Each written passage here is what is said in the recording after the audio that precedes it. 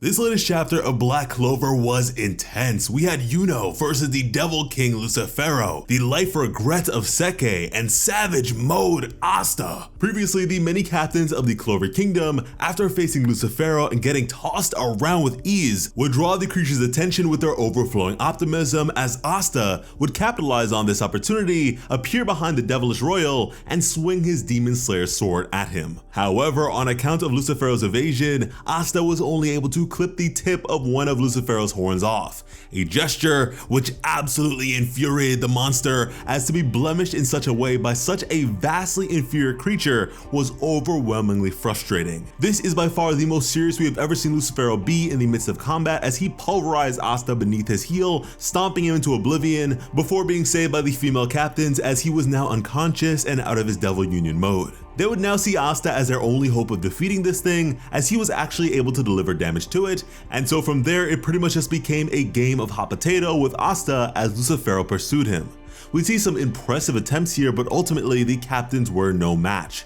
And as far as the Devil of the First Layer was concerned, with the defeat of Rill, it was just about over for all these humans, as Lucifero leapt into the air intending to impale Asta with his foot.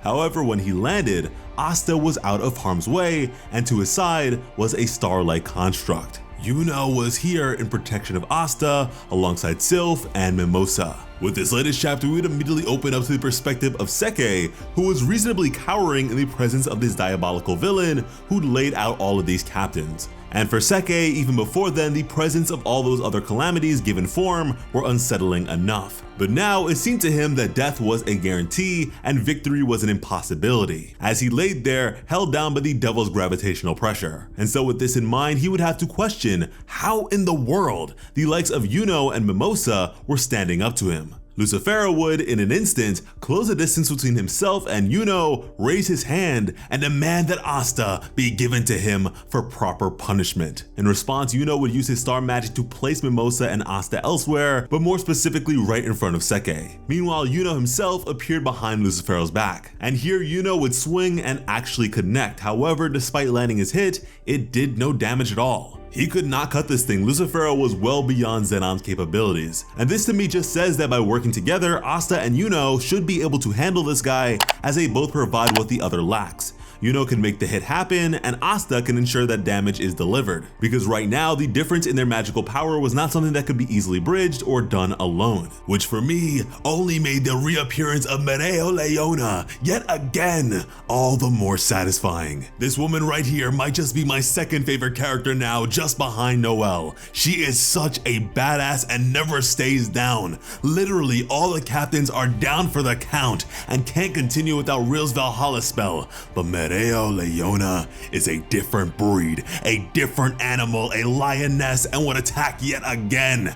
And what's really crazy about this is that Lucifero noticed that her magical power is rising. What in the world? So first off, beyond the fact of her magical power rising, which is unreal as is, Lucifero, the king of devils, has taken notice of a mortal's magical power.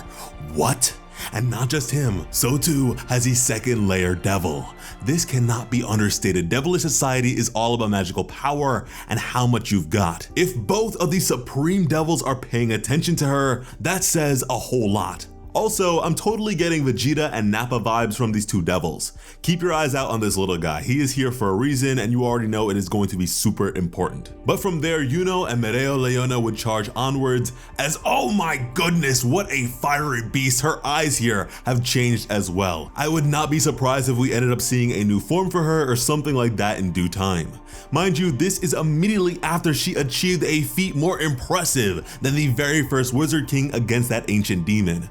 One that Asta also managed recently, but really and truly, with anti-magic, he was pretty much the perfect adversary for it, with the exact tools needed to easily take it down. Meanwhile, Mereo Leona, with just straight up magical firepower, was able to destroy this ancient demon, modified by Morris, with the intention of being absurdly resilient against magical attacks.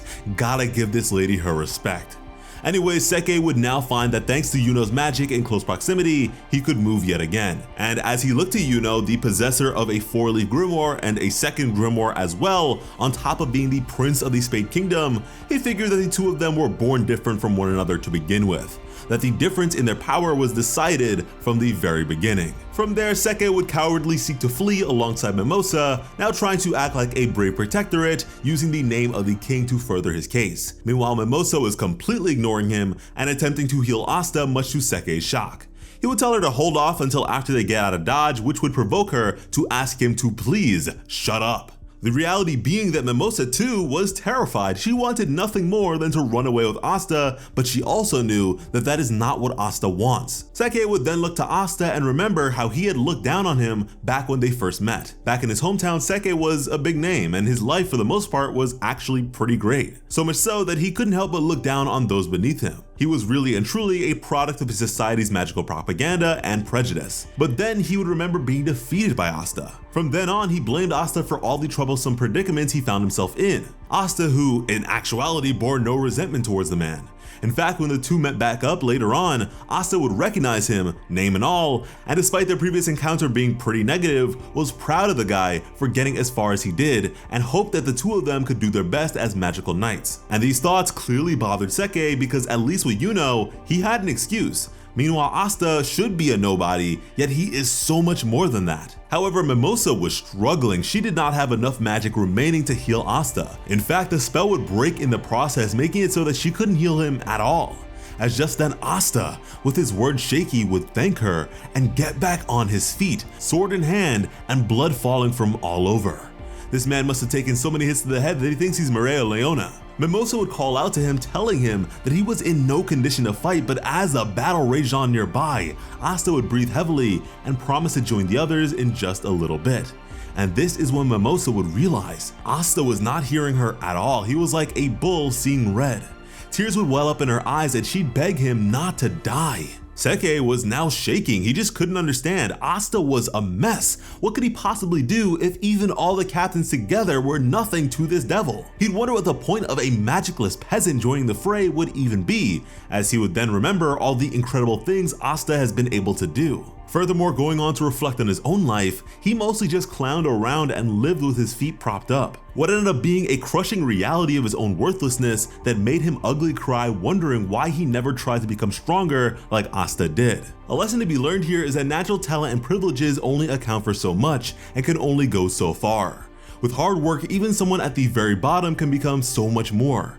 In fact, what Seke and others like him wouldn't know at a glance would be that despite being a naturally gifted prodigy, it's through hard work that Yuno has been able to come this far as well. I mean, the sheer fact that Asta manages to be his rival despite all that is astonishing all its own, and a further testament to how much work he's put in. Those are the very same beliefs we carry here at Plot Armor, which is why we work so hard, and so we really hope you guys can find inspiration in that sort of thing as well and go beyond your limitations. And I really hope this marks a change for Seke. He's a pretty funny character, and I genuinely love to see him turn things around and actually be worth a damn and not just be all talk. But getting back to Asta, he was on a warpath moving back to the battlefield. As Yuno struggled, Asta promised to be there to help out before long. This was a really badass moment for Asta. I honestly expected him to be healed up nice and easy this chapter, but no, he is in arguably the worst state he has ever been in. And that is only after just a bit of Lucifero lashing out. Not to mention, Libe is spent. He's passed out on Asta's shoulder here, so we can't even expect Devil Union mode. I'm really fascinated to see where this goes. I love when a series is able to defy my expectations because it usually makes things even more exciting, like right now. And right now, I suggest you subscribe to Plot Armor with notifications on, because when it comes to bringing you some of the best Black Clover content on the platform, Plot Armor has you covered. As always, I'm Sliceable Otaku. Thank you all so much for watching and have an awesome day. I love you.